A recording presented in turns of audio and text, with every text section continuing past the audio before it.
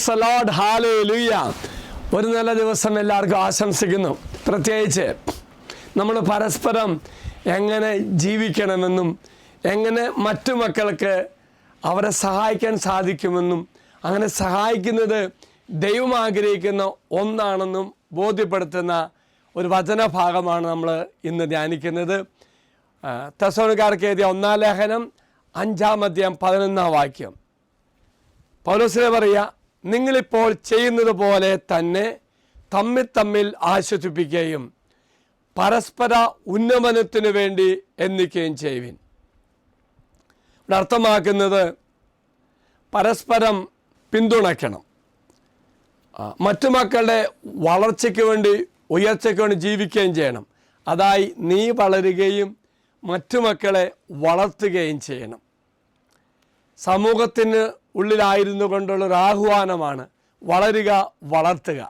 പ്രത്യേകിച്ച് ബുദ്ധിമുട്ടുകളോ പ്രയാസങ്ങളോ സംശയങ്ങളോ ഉള്ള സമയങ്ങളിൽ പരസ്പരം പ്രോത്സാഹിപ്പിക്കുകയും വളർത്തുകയും ശക്തിപ്പെടുത്തുകയും ചെയ്യുന്നതിൻ്റെ കാര്യമാണ് പൗലോസ്ലിയ ഓർമ്മിപ്പിക്കുന്നത്. ഇപ്പം പൗലോസ്ലിയ പറയുന്നുണ്ട്, പൗലോസ്ലിയ തെസ്സലോനിക്കർക്ക് ഈ ലേഖനം എഴുതുമ്പോൾ അവർ പറയുന്നുണ്ട്, നിങ്ങളിപ്പോൾ ചെയ്യുന്നുണ്ട്, അത് വീണ്ടും തുടരുക, ഒപ്പം വിശ്വാസം ശക്തിപ്പെടുത്തുവാൻ വേണ്ടി പ്രോത്സാഹിപ്പിക്കുകയും ചെയ്യണമെന്ന് പൗലോസ്ലിയ ആ സമൂഹത്തോട് ഓർമ്മിപ്പിക്കുക. മറ്റുള്ള ജീവിതത്തിൽ ആത്മീയമായി സജീവമായി ഇടപെടുവാൻ വിശ്വാസികളെ ഓർമ്മിപ്പിക്കുകയാണ്. പ്രായോഗിക ജീവിതത്തിൽ സഹായം ചെയ്യണം, കൂടെയാകണം, പരസ്പരം പിന്തുണ കൊടുക്കണം.